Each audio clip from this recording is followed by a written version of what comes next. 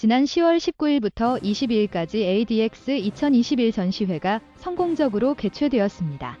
이번 전시회에서 KAI는 KF-21보람의 개발 현황, 차세대 기본훈련기, FA-50 수출형 성능 개량 사업, 암람 통합의 현실과 문제점, 한국 공군과 KAI가 생각하는 FA-50 성능 개량 방향, 마리논 상륙 공격 헬기와 함께 KAI 독자의 자폭 무인기 사업이 공개되었습니다.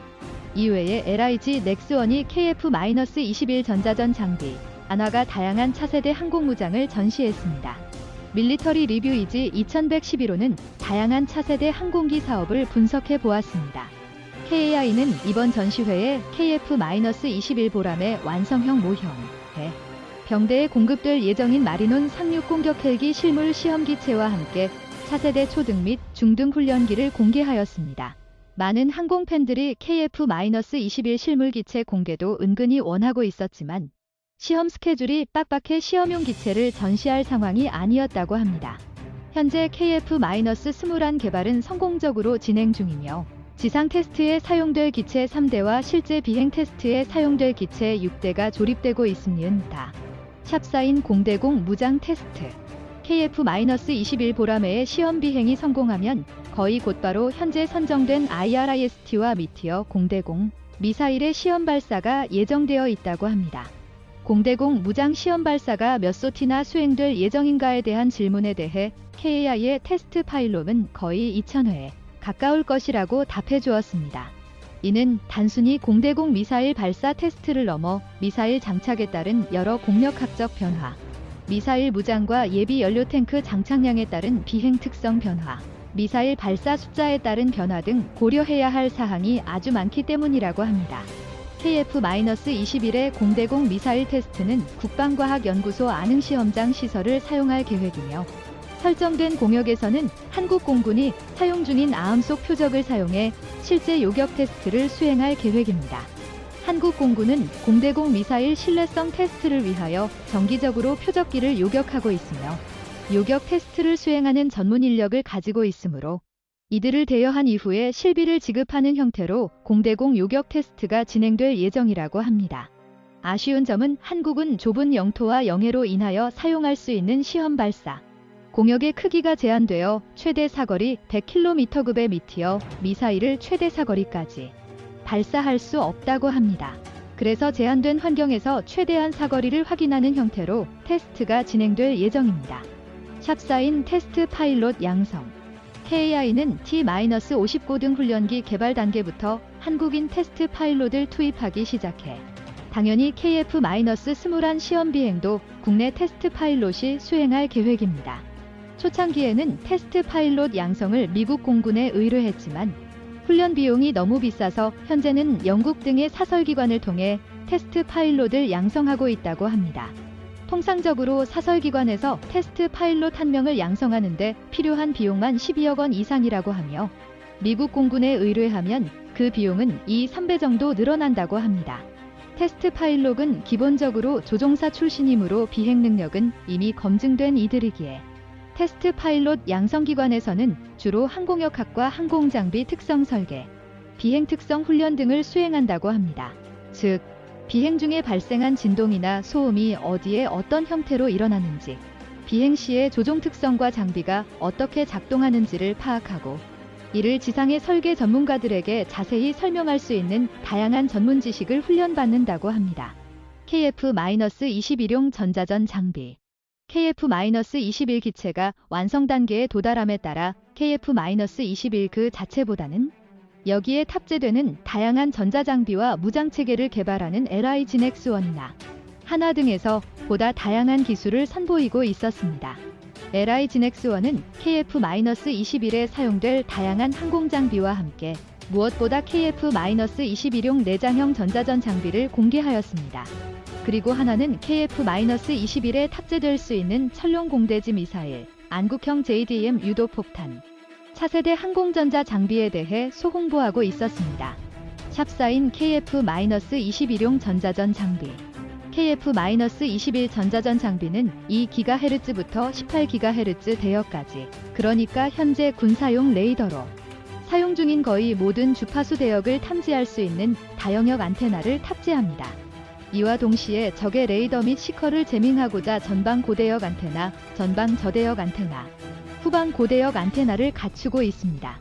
여기서 전방 고대역 안테나는 말 그대로 KF-21 전투기의 전방부에 장착되며 주로 X밴드 8에서 12GHz 대역 레이더 및 미사일 탐지 시커에 대응해 전자전을 수행합니다.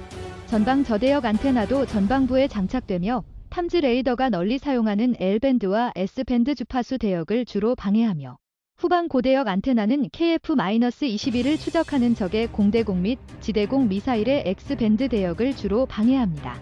KF-21용 전자전 장비는 현재 공군이 운용 중인 ALQ-200K 전자전 포드 기술을 기반으로 한다고 언급되고 있지만 이것은 일반인에게 기반 기술이 있음을 보여주는 용도로 사용할 뿐 양자는 기술면에서 극단적 차이를 가진다고 합니다. 국방과학연구소와 LI진엑스원은 전자전 분야에 대한 기술 투자를 지속했으며 그 결과 세계 7, 8위 안에 들어가는 전자전 기술력을 가지고 있다고 합니다. KF-21 전자전 장비의 가장 큰 특성은 현재 널리 보급 중인 ASA 능동 위상 배열 레이더에 대응할 수 있다는 것입니다.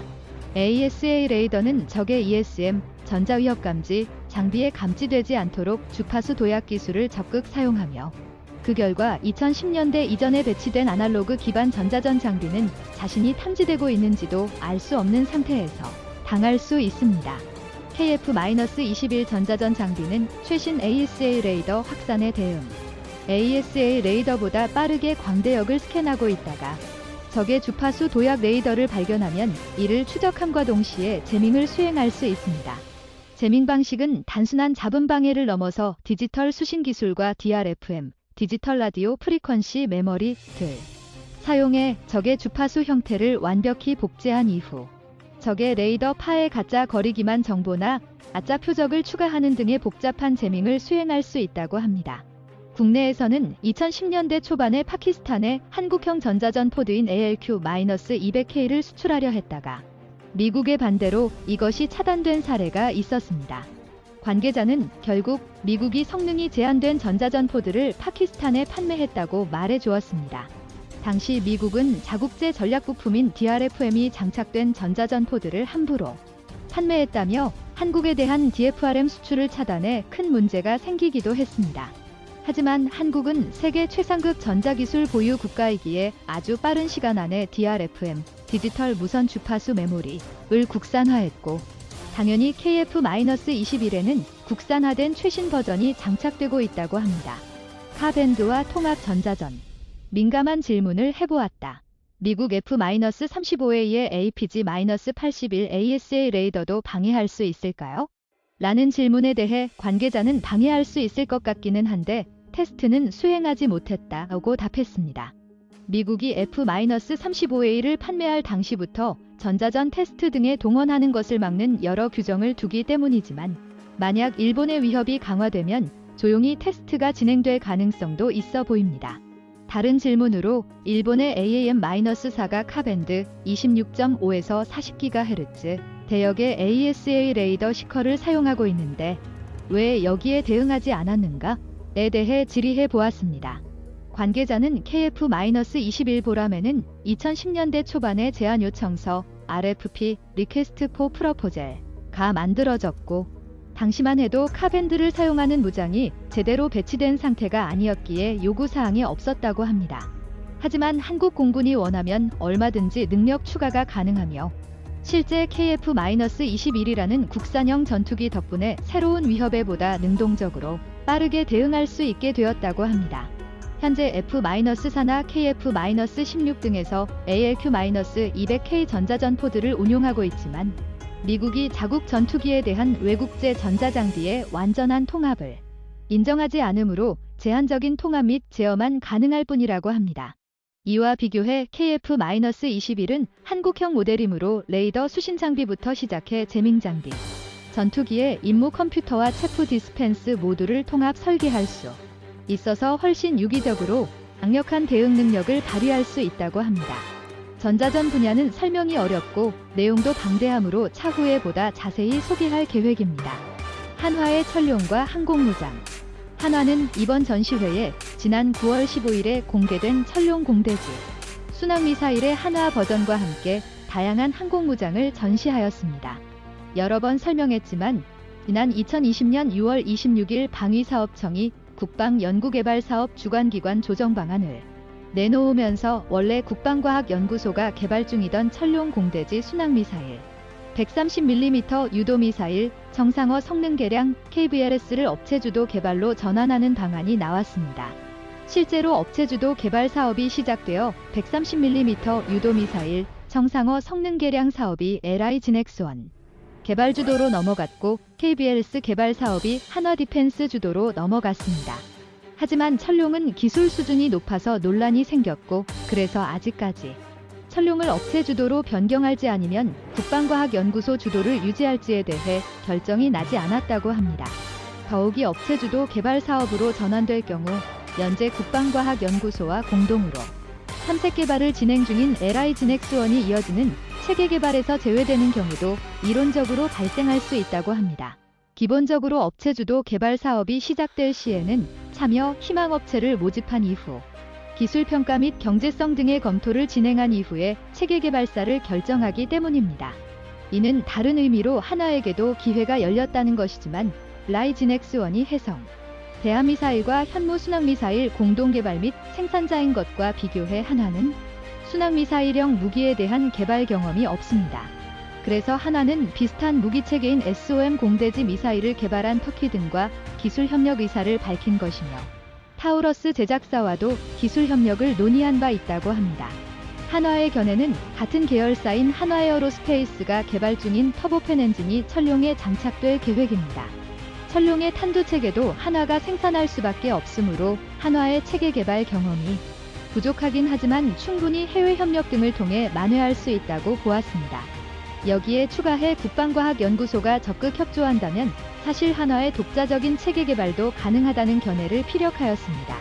한화는 천룡 이외에 KF-21 보라매의 등장에 발맞추어 현재 자체적으로 2,000파운드 급의 한국형 JDAM과 레이저 유도폭탄 개발 사업도 적극 제안하고 있다고 밝혔습니다. 즉, KF-21 보라매가 개발됨에 따라 000파운드의 대형 항공무장 체계를 운반 및 통합할 수 있는 수단이 마련되었기 때문입니다. 천룡 개발 현황과 논란, 천룡의 확장과 미래에 대해서는 뒤에 밀리터리 리뷰이지 2111호 특집 기사를 통해 자세히 소개하고 있습니다. 차기 기본훈련기 사업 KAI는 이번에 현용 KT-1 웅비를 대체하는 중등훈련기와 함께 4개의 프로펠러를 갖춘 전기 추진식 기본훈련기 모형을 전시하였습니다. 한국 공군이 운용 중인 KT-1 중등훈련기는 2032년이 되면 운용 수명이 만료되므로 그 전에 대체기를 개발할 필요성이 있다고 합니다. 통상적으로 항공기 개발과 테스트, 생산체계 마련에는 약 10년이 필요하므로 KAI는 가능하다면 내년부터 개발 사업을 시작하길 원하고 있었습니다. 새롭게 추가된 4개의 프로펠러 엔진을 갖춘 기본훈련기는 C-130 수송기처럼 2개 이상의 엔진을 갖춘 중형급 항공기에 대한 훈련에 사용함은 물론 무엇보다 전기 추진식 프로펠러를 갖추고 있습니다.